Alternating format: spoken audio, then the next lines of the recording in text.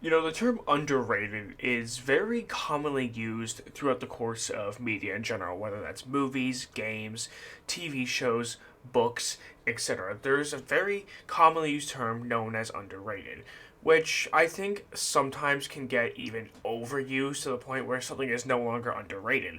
And the Batman Arkham series is no different, right? The term underrated has been mostly used surrounding Batman Arkham Origins in particular because that game used to be so underrated to the point now everybody thinks it's underrated.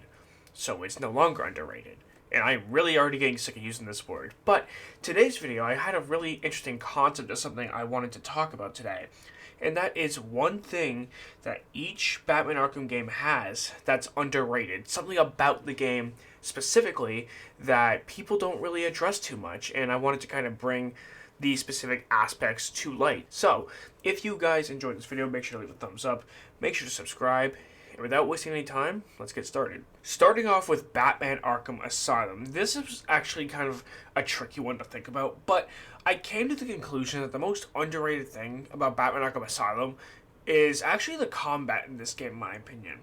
And now, don't get me wrong, like, this is literally the game that invented the free flow combat. But that's actually part of the reason why I believe it's so underrated, because even though it's like this game invented that system and they did a pretty good job with it, there isn't really a whole lot of actual faults with it. My only big complaint within the combat of this game is that it's just a bit clunky sometimes. Batman's just not as fluid as he is in the future games. But that's the other part of the reason why I think that the combat in this game is a little bit underappreciated at times by the fans, is because of how good it got in City and Origins and the Night in particular. With how good the combat in Night is, it makes Asylums look like garbage. And I think that people kind of not misrepresent, but underrepresent just how ahead of its time the combat actually was. And honestly, like I said, because of the fact that the Arkham Knight combat was so freaking good, it makes the Arkham Asylum one kind of look bad in comparison. But when you go back and play it, it's still not bad today. And I think it's something that, people should go back once in a while and play just to see how good it could still be. It has aged a little bit, I will say that much. But to be honest, I still think it's a pretty good system. It works pretty well. And with the invention of the free flow combat system, I think that we need to give Arkham Asylum its praises on that. Moving on to Batman Arkham City, this one, in my opinion, was the hardest one to think of, simply because this game has a lot of things down pat, almost perfect to a science. This game is like everyone's baby in a way, and it's hard to think of one thing that people don't really generally talk about too much when it comes to this game. But if I'm gonna give you the most underrated thing about this game, then in my opinion, that would actually be the boss fights, right? Because a lot of people refer to Arkham Origins as the best game for boss fights, Arkham Knight the worst, and Arkham Asylum also is pretty mediocre. But Arkham Cities is kind of one that I don't really see people refer to a whole lot when they talk about that game. They usually talk about the story or how good the combat is, a perfect balance of not too easy, not too hard, or when it comes to certain side missions that they might like. But the actual boss fights, I don't see a lot of people actually talk about too much. Like, if you think about it, right? People will acknowledge the singular best one of the game, which is the Mr. Freeze one. And sometimes you might hear people talk about Ra's al Ghul. But then on top of those two good ones, you also have the Solomon Grundy one, which is an extremely under talked about one right there. Is a really good boss battle in itself. Same thing with Clayface. Now you have those four boss battles in that game, and honestly, in my opinion, I think that it just doesn't really get the recognition that it deserves. Like, Arkham Origins gets their freaking flowers for their boss fights, and they should. They're fantastic. But the ones in Arkham City, I think, honestly, should be talked about a bit more, because that game is so good in so many ways, and I think the boss battles are something that just don't get talked about enough in comparison to other things. For Batman Arkham Origins, I kind of decided to go down a path that isn't really gameplay related necessarily, because a lot of things in Batman Arkham Origins, when it comes to just straight up gameplay, people talk about endlessly. And I think, going a little bit off meta here, with Batman Arkham Origins, the most underrated thing in that game, in my opinion, is actually Batman's character development. And I've seen like some people talk about this before, but to be honest with you, I don't think it actually gets talked about very much. People talk about the boss battles, people talk about the combat, people might talk about, Gotham's corruption within the game. And all that stuff's very well and good. And this game did a lot of things very well, the same thing like Batman Arkham City. But Batman's actual character development in this game was done very subtly, but you'll notice like subtle changes throughout the course of this game, right? Because even though Batman's just starting out, he's fighting to earn respect almost by like being more aggressive, right? You could see the anger in his freaking voice, you can hear it in his tone, you could see it in his facial expressions, and that's partially due to him wanting respect from the goons and the villains throughout the course of Gotham.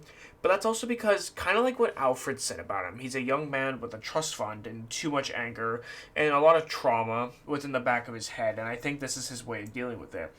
And throughout the game, he grows more, right? He learns little things like he needs allies, and when you hear him talk in the Gotham Royal Hotel that he doesn't need allies, right? He can do it all by himself. It takes him almost losing Alfred to realize that he needs a team of people to help him. Because if he tries to do everything by himself, he gets everybody around him killed. And he subtly is like learning this. It really comes to a head when he asks Gordon for help inside Blackgate Prison towards the end of the game. And I think that it's a really good, wholesome moment from Batman and goes to show you that even the best in the world need a team around him to help him out. Moving on to Batman Arkham Knight. This game gets a lot of flack for a lot of different things. And I don't want to say that every single one was kind of difficult to think about, but honestly, this one was kind of difficult, but from the aspect because a lot of things of this game are hated. It's not because a lot of things in this game are specifically loved and endeared by a lot of people.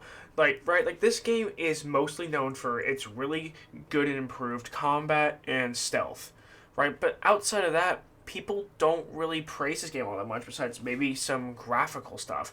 But if you're to look deeper, this game definitely has the most underrated story out of the bunch, right? Like, I crap on the Arkham Knight story a little bit because the last playthrough I had of it, I found it to be kind of tedious, a bit boring, a bit too much reliance on the Batmobile. Like, it's not as bad as people made it out to be, but I completely understand why people might think it gets used in certain areas of the campaign where it just wasn't really that necessary. Like, in order to complete a mission, you have to freaking get the car into the building, right? Like, I get it. But the actual campaign itself of trying to stop Scarecrow and everything, everything going on with his fear toxin going on, who is the Arkham Knight, a lot of this stuff is extremely intriguing, along with Batman's inner demons, right? But I think the problem with this game is it lacks any sort of replayability, because this game solely relies on the shock value of who is the Arkham Knight and everything, right? I think it relies too much on that shock value for it to actually kind of be able to be replayable over and over again. However, that doesn't mean that the story's bad, right? Still having to, stop that big old cloud of fear toxin throughout Gotham, having to stop and figure out who the Arkham Knight is, having to freaking figure out who kidnapped Barbara Gordon. There are good aspects to this story, along with the Joker and Batman's own inner demons that nobody else really knows about, besides Robin, who ends up figuring it out. But, honestly, I do think that there are aspects of the story that were written extremely well. I just don't think it has very good replayability. So, in hindsight, the story's not going to be as good as people remember it being, even though I don't think it's a bad story at all. Last, but certainly not least, Batman Arkham Shadow. What does a Batman Arkham Shadow get the credit it deserves? Because this game's only been out for a few months, so this game is still relatively fresh. So any sort of opinion you have may change over the course of time in the next few years. But the one thing that this game does that I've seen a couple comments about, but nothing really too much in depth, it's something that Batman Arkham Asylum is infamously known for, and that's kind of just the overall atmosphere of the game itself, right? And I think this has a couple different factors tied into it, right? The first thing is, when you're playing as Batman, you're playing in that first-person point of view. You feel like you're Batman. The atmosphere feels different. You feel like you're in control. You feel like you're unstoppable. And that plays into some of the atmosphere in the air. You kind of have some confidence in a way. But When I'm talking about the atmosphere in the air, I'm specifically talking about inside of Blackgate Prison. Because it almost feels like, because it's a VR game, you're in the first person, you're playing as Batman, but you're actually Irving Malone, whatever. You're the same guy, just in a different costume. But the atmosphere in there feels borderline creepy for a couple different reasons, right? First of all, you're in prison. So that's automatically going to make you feel weirded out at the very least by anybody because everybody in there is a criminal. But also, the corrupt cops in there are not exactly going to do you any sort of favors, especially when you have people like Carmine Falcone behind bars who have the cops and any sort of security guards, the Tiger Guards. He got them wrapped around his frickin' finger, and he can do whatever he wants, manipulate his way around that frickin' place, all because of Carmine Falcone. So when you're actually walking throughout the course of the prison in this game, you can almost feel like that atmosphere tension, like there's a target on your back, like there's going to be a prisoner that could potentially attack you at any moment. And I think it's something that, because Arkham Asylum does it so well with the creepy aura, that Batman Arkham Shadow is definitely a close second in terms of the overall atmosphere that you feel within the air.